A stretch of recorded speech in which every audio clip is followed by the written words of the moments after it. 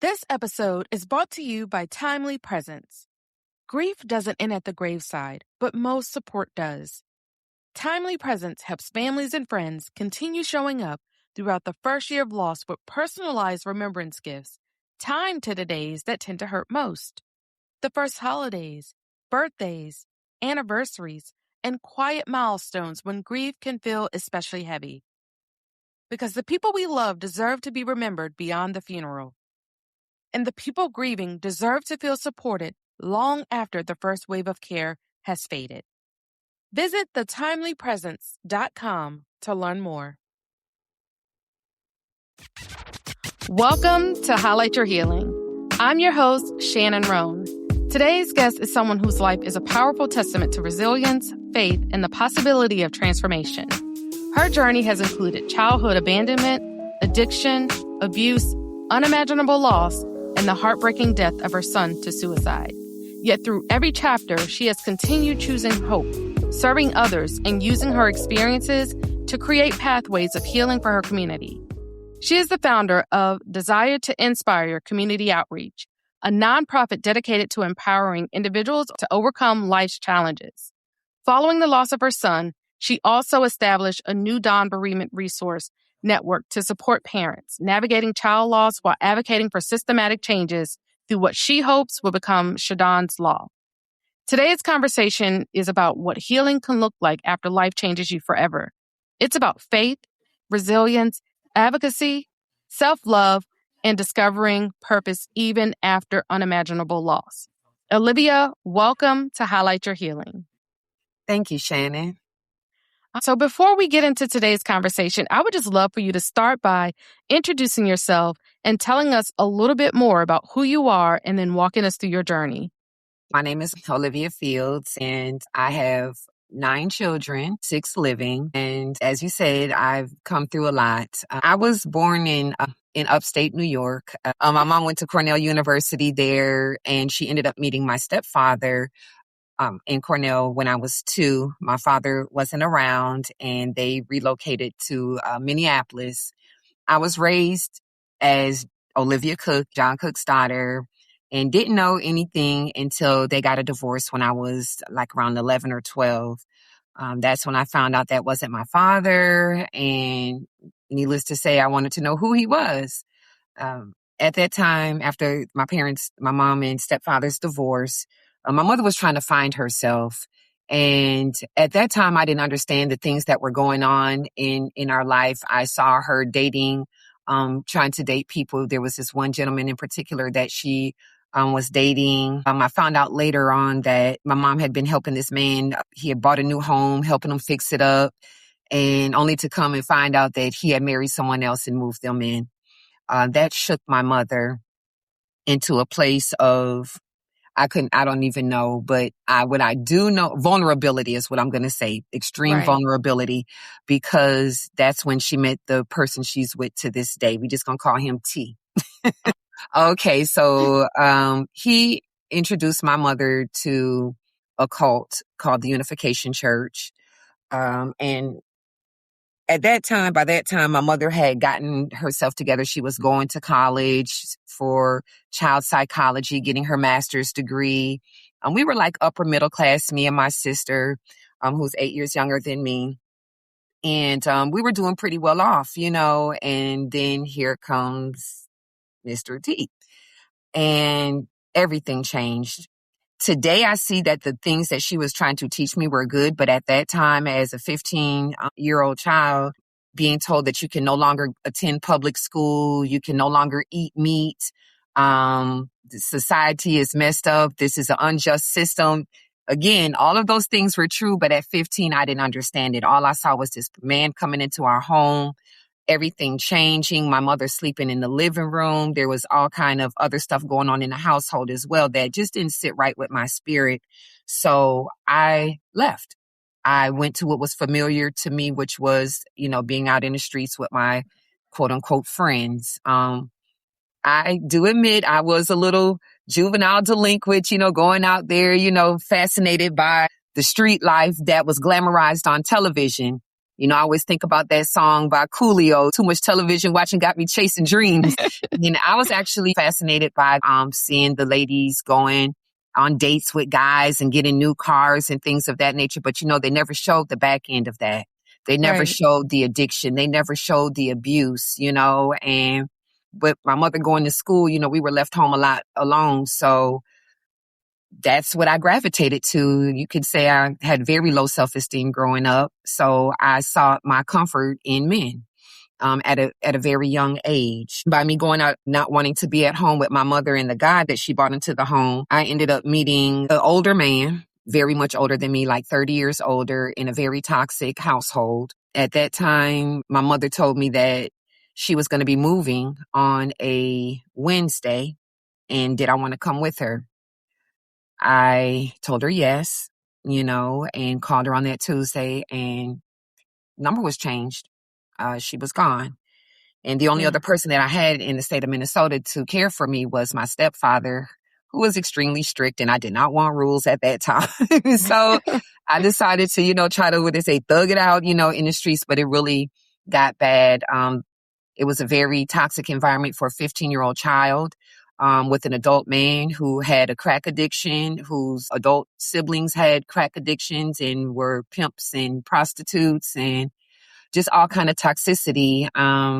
But again, at that time, I didn't know how to reach my mother. And just for me, my stepfather was like jail. Sorry to see, but it was. I used to be the person where they say curiosity kills the cat. I always felt like I was invincible. That's not going to happen to me. And at the age of 15, I saw the person I was with smoking crack in the marijuana, lacing the joints. And I'm like, what is that? I want some. He's like, oh, you're not ready for this. But a few months later, I guess he felt like I was. And I tried it. At that time, it didn't really affect me. But the relationship began getting more abusive. He would lock me in the house without my clothes for days at a time. Whenever I would try to leave, he would do that. And so finally, one day after I've been there for about 6 months, he was like, oh, you want to leave? You want to leave? You can go. And I went to pack up my stuff and go for the front door. And he attacked me from behind, tried to run out the back door. He followed me and beat me down the basement stairs. And his brother had to pull him off me. And I ran and turned myself into juvenile probation because they were looking for me. So, I escaped that. Thank God, at the age of 15, ended up spending my 16th birthday in a very secure juvenile detention center in upstate Minnesota, where I actually learned a little bit about authority, learning new things, learned how to take pictures, learned how to ride a horse, learned how to shoot pool. Got my first pizza tattoo, but that didn't work too good. And my mom ended up finding me there. I did spend my 16th birthday there. But my mother ended up finding me in December of that year. The state of Minnesota's gift to me was a one-way ticket to Savannah with couldn't return the probation stipulations of you can't return until you're 21. So in essence, I got banned from the state of Minnesota at the age of 15 until I turned 21 and was sent down south to Savannah to live with my mother.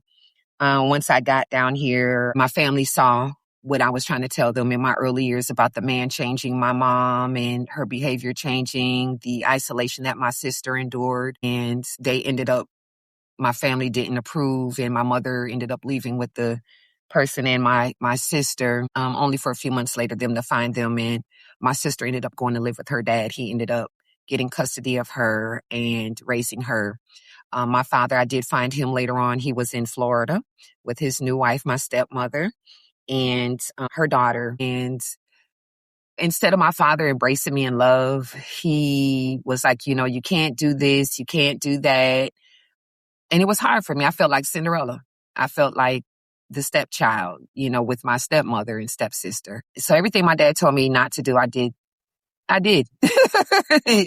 And ended up in Savannah. My dad couldn't keep me. I wasn't, obedient. I didn't want to hear anything he had to say. Ended up pregnant in Savannah. When I used to come down in the summer times, my aunties they were like my mom, my grandma's daughters. And they were in their early stages of addiction as well. And to this day, they are my heroes because I follow their steps, mainly my oldest auntie H. She showed me every step through my journey that I can do anything. And I'm Yes. so grateful for her. Mhm. We were all impacted by crack addictions. I started soon after them at the age of 17. I tried it again. I really kind of forgot about the time that I tried it in Minnesota. But again, me with that, oh, it's not going to do anything to me attitude did not make me invincible. Right. I got addicted at 17.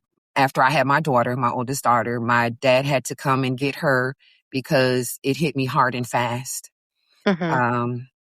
And my father ended up adopting my daughter when she was 2. I tried everything to beat my off and on 25-year crack addiction, from geographical relocations to rehabs to I'm only going to do it on the weekends to, well, maybe if I'm with this person, I'll get over, or this job. And through all of that, nothing stopped me from using drugs until I was ready. And it took me off and on 25 years. I had my first daughter at 17 in Savannah. 5 years later, I ended up pregnant with my now 33-year-old son in West Palm Beach, Florida. He was a crack baby. I actually literally went into labor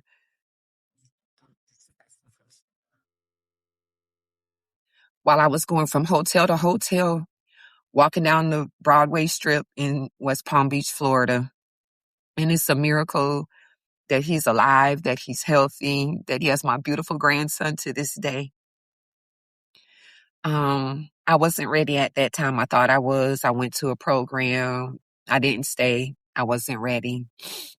I did try to get myself together. My grand aunt was a foster mother, so she agreed to take my son and care for him. And she did.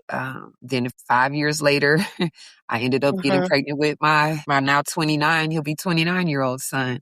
And actually, when he was 6 months old, that's when not my favorite auntie. Yeah, my favorite auntie. She ended up going to rehab herself, and she got clean when my son was 6 months old. So she'll be 29 years clean tomorrow. Mhm. So proud of my auntie. And she ended up getting off drugs. She went to rehab for like 6 months and then came home, moved my grandmother out of the projects, got a house built in Pooler, Georgia, one of the first houses before Pooler was even Pooler.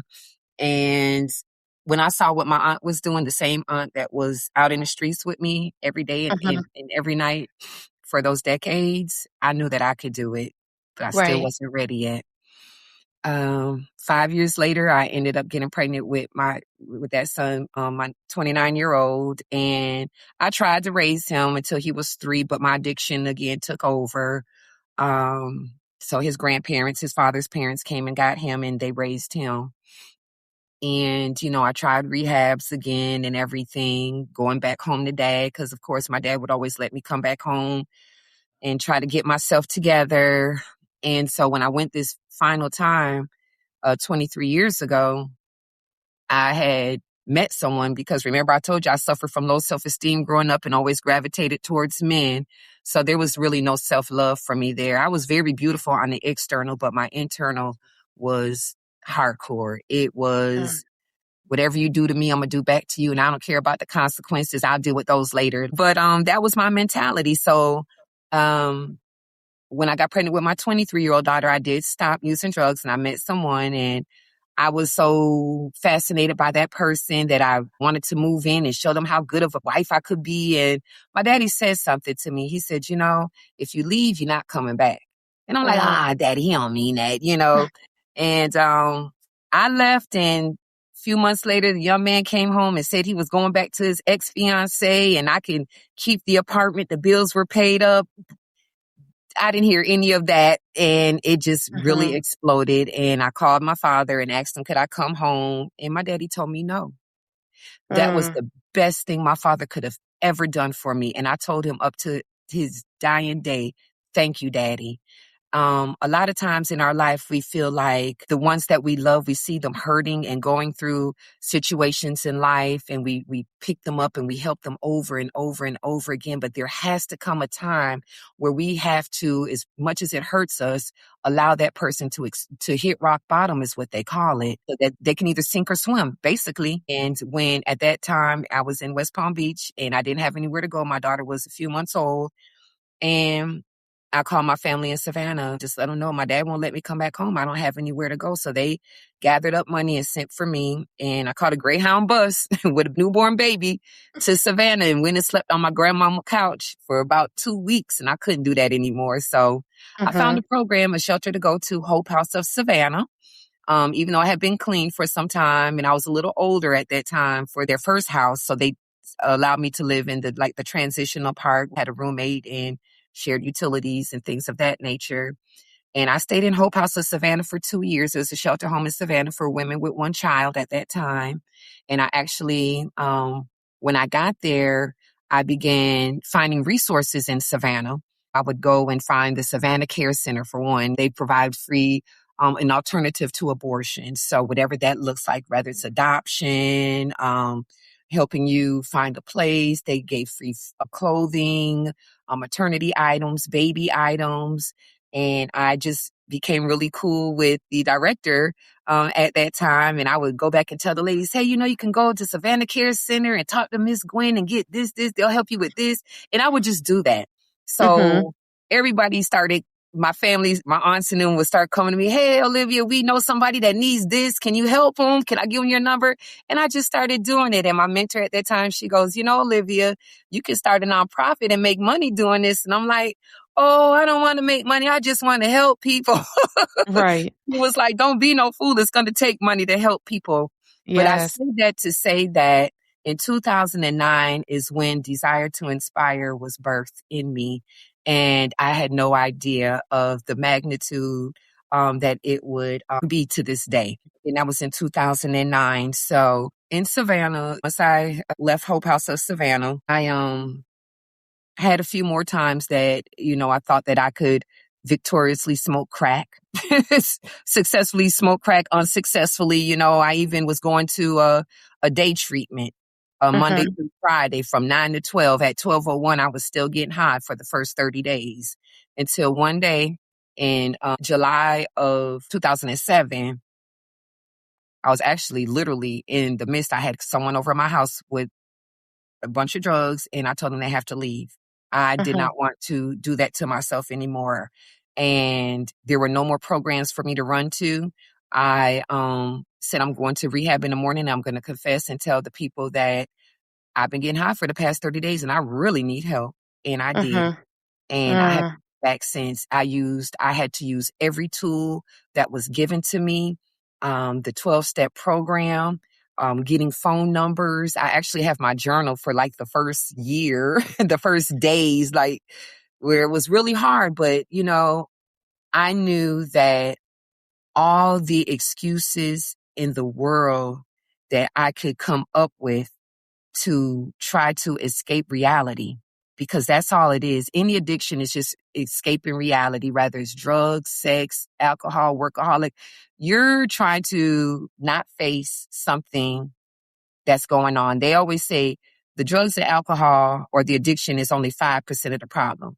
95% of the problem is the problem. So when you learn how to deal with the problem, then that little 5% isn't going to matter. So I did that, I put the tools in the program to use, and it wasn't easy, but I did it, and ended up relocating to Atlanta, Georgia.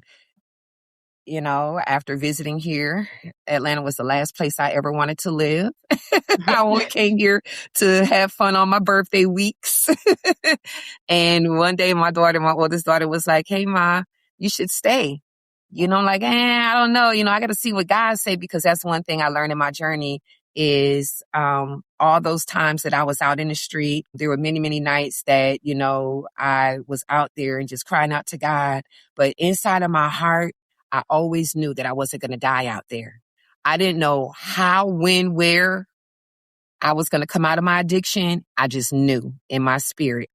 And I did. So I did the steps. My daughter wanted me to come to Atlanta. I prayed about it Mhm. on my way home.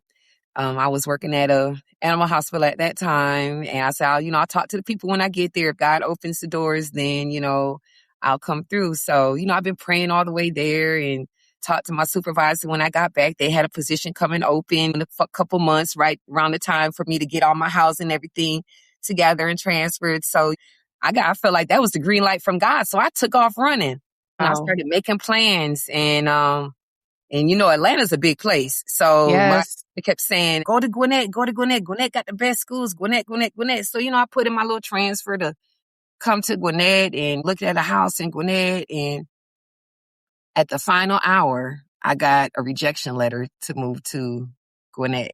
And I'm like, wait a minute, God. I'm training this lady to take over my position. I know you told me to go because you made the path clear. What's going on? And the Mhm. spirit spoke to me clear as day, say, you didn't ask me where to go. Mm. And I was like, you know what? You're right. Yeah. So I had a couple more houses on my list in a couple of different counties. And I said, you know what? I'm going to call these lists. Whoever can assist me in this move, then I know it's from, and it ended up being DeKalb County. And Mhm. once I did that, that door opened up, and I made this little wish list of how I want my house to be. I want this, this, this, and this. I want a fireplace and a garden tub and a walk-in closet. Well, guess what? If anybody knows the guy that I know, I got that, and my children's bus stop was right there in front of my house. I got a 2-car garage. I didn't ask for all of that. Had extra rooms when I got there. So I love it. I said all that to say that, our God shows up and shows out. Our thinking is to no comparison to the God that we serve, that I serve. Right. And so when I got settled and everything, my children were younger. The 4 that I did raise, 23-year-old, my 20-year-old son, well, he's 21 now. Baby boy, Shadon, he was 18. And then my baby girl, my Decatur baby, yeah, she's 13. But, I got here, and I continued to work the program. And one thing that I told myself after I got pregnant with Shadon, because I want to talk about Shadon now. My other 2 children are divine. I don't want to leave y'all out. So yeah, my 23-year-old, she's awesome. She has an amazing testimony of her own. She's Mhm. also resilient, just like her mom. I love her so much. And my 21-year-old son, he's finding his way. He's finding his way. He's an awesome young man, hard worker. I'm proud of him for everything he does. But it was Shadon. When I got pregnant with Shadon, he was literally on my nerve. I couldn't work for 6 months because he was Mm. resting on a nerve on my leg, so I couldn't stand up. So this boy was literally on my nerve. And when I got pregnant with Shadon, I was actually in a shelter, in a rehab program in Savannah, Georgia, with my other 2 at that time. They were 2 and 4. Quentin and Nia were 2 and 4. And I wasn't prepared to have a child. I was about to buy a house. I had been in there for 8 months and working and doing good. And then I met my son's father and went on got off my little celibate journey jumped off the wagon for a couple of days and found out I was pregnant. And I didn't want to tell the people in the program that I was pregnant because I didn't know how they would respond. And I've never been in everyone has their body, their choice. But for me, abortion was never an option. However, at that time, I was going to do it. I didn't want another baby. His father claimed to have someone else pregnant at that time. I just wasn't ready. So I tried drinking castor. That stuff don't work. Castor oil does not work. Um, I did not want to be pregnant. I had set up an appointment to get an abortion over the weekend and had everything all set up. And the person that took me wasn't for it or against it. They were just there to support me for whatever choice I made. And Mhm. the night before it happened, I was always listen to the Christian radio station at night to sleep. And I woke up like 2, 3 in the morning, and Dr. Charles Stanley was talking about what God feels about abortions that morning before. But Mm. I walked in the clinic. It was so cold and dark in there. And I sat down, and Spirit of God told me, read the paper. So I turned the paper over because, they give you the little sign-in form, and then on the back it has all the warnings. Okay. And the first warning that I read was some to the effect of they use a vacuum and body parts could be left inside of you. And I threw the paper down and ran out of there. I said, I can't do this. And I ran right across the street to the Savannah Care Center. Miss Gwen, I need help. I can't do this. So I pray that they're going to put me out the program. I didn't know what I was going to do, but I went to them for help, and they helped me. Wow. They helped me get housing. They helped me every step of the way. And I said to myself at that time, if I ever have another baby, I want to be able to work from home for myself. I said, if my husband wants a child, when I get married, I want to be able to work from home for myself and not send my baby to school until they're 2 years old or can talk. And I was not specific about the husband. So, you hear people say God has a sense of humor. Yeah. So God showed me that I'm going to be your spiritual husband before I send you your physical husband, because you have to know how to love me and yourself before you can love anybody else. And you got some healing to do, girl. And that's what happened. I got pregnant at 43. I got pregnant at 43. And I was working at the animal hospital still. And there were so many things that were happening within that job that I had been transferred down. I mean, I was training the new receptionist, showing them the system. I never got a promotion. I never got a title change to lead receptionist, but I was doing all the work. And the Spirit of God was pushing me out of corporate America and into entrepreneurship. And it was the scariest thing that I ever did. One of the scariest I ever did. And because I've been working since I was 15, Right. And I knew it, but it's like I had one foot in and one foot out, and I was debating with God. I was like, okay, God, okay. It was in December of 2012.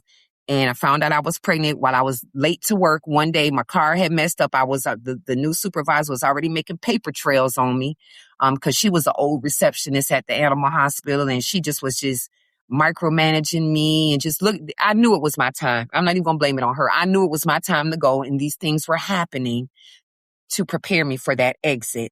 But I was fighting. I was fighting tooth and nail, and got to work. They had written me up again. Then they tried to fire me. They didn't know that day that I was late, I had my car broke down and I had missed my cycle, and I had went and peed on the stick and found out I was pregnant at 43. The daddy didn't believe me. And before that, I had been volunteering, teaching a class to young ladies on the importance of abstinence and celibacy.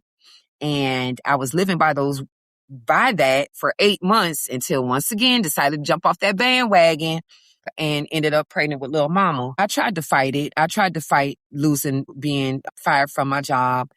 And so I told God, imagine that. I'm going to go down here and tell these people that they discriminate. And God, I'm going to try this one last thing.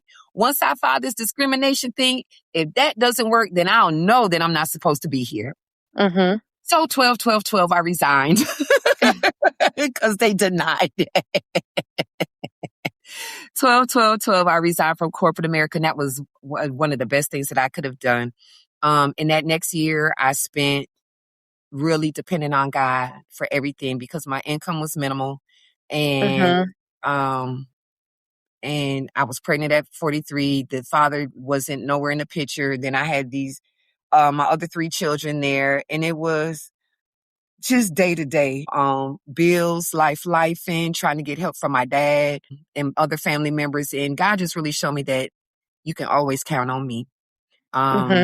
So through that, I said to myself, I can't continue to be this vindictive person every time a relationship doesn't work out the way that I want it to, the way that I envisioned it in my mind. I would do things to land me in jail. for failed relationships a couple of times, and that's not healthy. So I wanted to get help for myself after I had my daughter. So I did. I said, if the 12-step program can help me overcome a drug addiction for 25 years, then it could surely work if I apply it to a relationship. Um, and so that's what I did. And I began healing and working on myself. They call it shadow work, in the spiritual community. And I began looking inside of those ugly pieces of myself. I realized that abandonment, from my mother and not knowing my father caused me to cling on to men a lot and have these expectations. So whenever they would leave, then I would break down and have these friggin', just, don't leave me, these whole meltdowns and stuff. So I began to love myself more. I began to identify those character defects within myself and working on those. And I began being honest and sharing them because they said nothing in rooms. They say secrets keep you sick. So when those things that that we're ashamed of, that we don't tell people about, and not to say that you have to go and tell all your business to everybody, but there's nothing that anybody can say about me to try to attack me. You cannot Right. call me a crackhead. Sure was 25 years ago. You cannot call me anything because you cannot hurt me because I know who I am today. But it took a lot of work and I still work every day at it. I've been challenged lately with some things, but again, I just look at my part that I play in it. What could I have done better? Because a lot of these lessons in life be for us to either You're help right. us, let go of something or work on something within ourselves. So when I came to Atlanta, after I resigned corporate America, 12, 12, 12, I did start really working more on the organization. My old roommate in Savannah, ex-friend, I've been on her for 23 years. She was tithing a portion of her money to make sandwiches to give to people where she lived at. And I thought, wow, that's a good idea.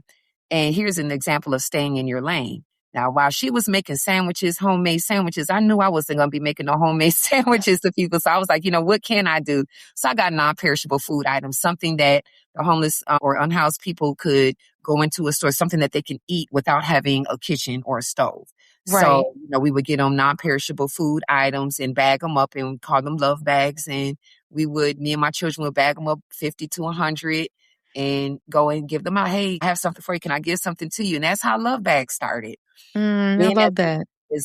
as we began going out there, we were doing that monthly, and I began seeing the same people month after month after month. So it came to me, provide them with some resources for the people who want additional resources while we're out there serving. Hey, what do you need? What can I help you get to the next level? So we incorporated the mentoring piece, and we helped them identify their immediate short-term and long-term goals and provide them with the resources for that week and touch bases with them, find out what the obstacles was and help them overcome those. Then a few years later, as the children got older, and school was out, and I had 4 babies in the house, 4 young little people. And I'm like, who gonna feed these children during the summer? And then it reminded me of the summer free lunch in a park. So I looked into that and incorporated the summer meals, summer fund through the USDA. We got free lunch program that I did in our subdivision for 8 years, Monday through Friday from 11 until 2 for 6 weeks. The kids could come to the clubhouse and get free lunch. We would start with affirmations. We would bring people in. We did history, Black history, and arts and crafts. And those were fun 8 years till COVID came. Yeah. To keep me on my healing journey and to help Right. me become a better woman, mother, person, I started Real Love, Real Ladies of Virtuous Essence, empowering women to walk in their purpose while healing from hurts and pains. And we study the Proverbs 31 woman, what that looks like, break it down, and also do monthly events or quarterly events. Then I got into gardening. I found my little happy place and wanted to share that with the neighborhood as well. So we started the Creative Community Cleanup, teaching the importance of neighborhood beautification and recycling, and which leads me to a new dawn. So My sons, as they got older, they began giving me a little run for my money and started hanging out in the suburbs, trying to be thugs in the burbs. And I went to so many places trying to get them help through the course, through mentoring programs and places, and there was nobody there. So my son, Shadon, actually agreed to go to Job Corps in 2023, and he did. And Shadon was supposed to go to college after Job Corps, but he asked me, he said, "Mom, can I please just come home and work and go to school?" And I said, "Well, what are you going to go to school for?" And he said, "I want to be an entrepreneur." And I'm like, "Okay, Mhm. boy, what kind of entrepreneur? What do you want to do?" So he was like, "I want to do my clothing brand." And I remember when my father asked me one time, what did I want to do when I grow up? And I said, "I don't know. I just want to help people." And my father Mhm. told me, "There's no money in helping people. You need to go for computers or nursing or something like that." And that hurt me to my heart. And I did go for computers, and I'm kind of glad I did because now that's my thing on software side. But I didn't want my son to experience what I did. And for a split second, I thought about what my dad said to me because I was about to say, "Boy, entrepreneur, clothing brand era." But I said, "Okay." And my Mhm. son started his clothing brand, Gross Apparel, Get Rich or Spectate. Mm. And my baby came home and he worked. He got him a job. He got in Gwinnett Tech. He was going to school at 16. He got his high school diploma. He was in college at 16 for business marketing. And he got a job at Whataburger here in Beaufort, Georgia. And my son went to work every day. They could count on him. He was young. He was 16. Then he turned 17 and he got fired for taking too many breaks and stuff, but they hired him back within a week. I asked him first though. I said, "Do you want your job back?" And he said, "Yeah, for now, but then I'm going to look for something different." So I said, "Well, I'll go up there with you. You could talk to the people, but I can't guarantee anything." So I did that for my son. And they hired him back within a week of firing him, only for him to, on March 19th, Wednesday, March 19th, there had been a faulty grill handle at the Whataburger there that management knew about, and he was instructed to clean that grill and he had to pull the handle to clean it, and the handle broke off, and he fell back and hit his head on a metal table. Mm. In the video, you can see management going to change the paper towel holders, look at the grill handle, everything but tend to my son. My son's just standing there. And they asked him, "Was he okay?" He said, "No, my head and my shoulder hurt." And he was like, they asked him, "Do you want to go?" I think they said they might have asked him, did he want to go to the hospital? And he said, "No." Well, I know I never even want to go to the hospital. Heck. And so they told him to go ahead and go home and get some rest for a few days. It wasn't documented. I wasn't notified as his emergency contact. He had just turned 18, February 5th, 2025. And this happened Wednesday, March 19th, 2025. My son came home. I didn't know about it. That was a Wednesday night. He went up and went to school the next morning. On that Thursday morning, in his phone, once everything was said and done, looking through his phone, he had been texting people that his was on 10, how he felt, and people were laughing, but he was out of it for a minute. They talking about, "I can't sue." So there's all kind of conversations going on that were not beneficial for a young employee who sustained a workplace injury. And that Friday, he hadn't, because, I do require a household contribution, a monthly household contribution for anybody who stays here. It's only $200 a month, but, that's his way of contributing. And I was inquiring about that because he hadn't given it. But I was holding this money for him to save his money because he wanted to buy a car. So we had about almost $5,000 saved up I've been holding for him. And he came and asked me for all of his money, said he was moving out. And, "Where you going?" "He don't have Mhm. nowhere to go." And he said he'll figure it out. And Mm. I'm just like, boy, it don't make no sense. So I was trying to figure it out. I went in his room. He was standing in the closet and tears was just coming down his face. And I was like, "What's wrong?" And he looked at me and he said, "I don't know." And I didn't know that I don't know was Uh-huh. because my baby was really messed up, Yeah. and I asked him, I said, well, what is it, a girl? He's a teenager. He was like, no. So, this day and age, I said, well, what is it, a boy? Mhm. And he laughed a little bit. So I kind of just brushed it off. But he was so adamant about leaving. And Shadon, he was quiet around me until he wasn't.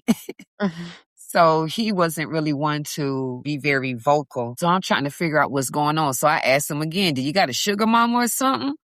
A sugar daddy somewhere? Because it didn't make sense. He didn't have anywhere to go. And he was like, no, no, and he'll just figure it out. So first I got a little mad. Well, if you leave, you can't come back, and you can't come back and get this, and you got to take all your stuff and your TV. And he's like, Mom, I don't need all of that. So then I calmed down, because then I started getting concerned, and I wanted my son to know that I love him. And one of the Right. things that I can say that I'm proud of as being a mother, and that something that I would recommend for every parent, I'm not gonna say that, but it worked for me. I was very transparent with each one of my children, and I held myself accountable for every ill thing that I did to my children, each one of them one by one. I sat them down and I explained to them where I was at when I was pregnant with them and when I had them, and why I was not able to raise them, why I was not able to love them, the ones that I did have that suffered at the hands of the last few years of my addiction, because it was bad. Mhm. It was bad. My children, my daughter set the kitchen on fire because I was high and sleeping and couldn't get up. And once I put the fire out, I went back and got high again. They was about to take my children, but thank God I was on the way to rehab when they did it, when they came for me.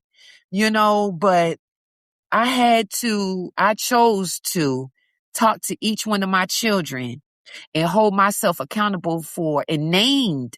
I didn't just say, I'm sorry for hurting you. I named Mhm. some of the specific things that I could remember doing or saying to them that was not right, because I didn't know how to love them. I was raised by the streets. Old school Southern families, you get a whipping, you go get a switch, you pick your switch off the tree. If it ain't big enough, we tie that one with everyone that you bring in. You get hit with a shoe, a belt buckle, anything. So that's the type of, parenting skills. That's where I got. So I didn't know how to really be a mother, even though I did. They went on vacations. They didn't, they had their necessities, but I hurt my children, and I held myself accountable for that. And I had conversations with them. And a few months before Shadon passed, after he came home, I had sat down and had a talk with him. We cried, and I left the door Mhm. open. I said, if there's ever a time where you have questions about, well, why did my mama do this? Or why didn't she do that? I'm mad at her for this. Pick up the phone and call me. I don't have nothing to say. I will listen. I will take that. If that's what it takes for Right. you to heal my child, then you do that. See, because to this day, and I love my mother, but to this day, she's still with that man. She's still with that character. And she has not one time told me why she left. I'll never get that answer, but guess what? It's okay. I forgive her. I love her. That's my mother. And I'm grateful for her, because if it wasn't for her, I wouldn't be here. Right. I released her, and it's my duty now to make sure that I break those generational curses the best I can. So I've been very transparent with my children. So when Shadon chose to leave, whether it was in his right mind or not, I wanted to make sure that the love was still there, that he still felt loved, that he felt welcome back home, because I didn't understand what he was going through. He left that Friday. He hugged me. I gave him his money. He said, I love you. And he left. And my other son, they had checked, apparently I got a hotel downtown at the Hyatt. My other son said he used to love the high rises. So he was up on the 20-something floor, and he told his brother he was coming home. My sister was coming in for the weekend because it was her birthday weekend. And we were expecting him to come back home. He told his brother, don't pick up my shifts, because they both worked at Whataburger. Well, my Uh-huh. son called me that Saturday night and said, Mama, Shadon hit his head at work. And I immediately knew what was wrong with my son. But he answered the phone.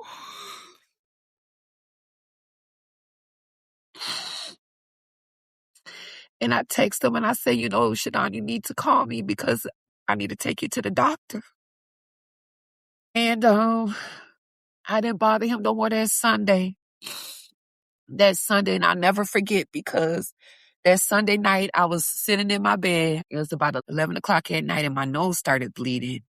And then my phone rang and I didn't answer it because I didn't recognize the number. My phone dry as a bone.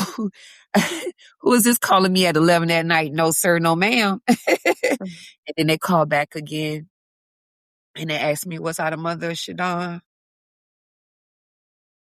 And they found him with a gunshot wound to his head at the high end. That was on the Sunday. We all got in the car and went down there driving around. Of course, everything was closed on the Sunday night in Atlanta. But I went and, family was there. I never thought this would be me. I never thought that this would be a part of my journey. But like everything else in it, I couldn't allow it to take me out. I couldn't. So I started journaling. And the most journaling came after everybody left. A few weeks after we did a celebration of life, I started writing down some of the things that I could use.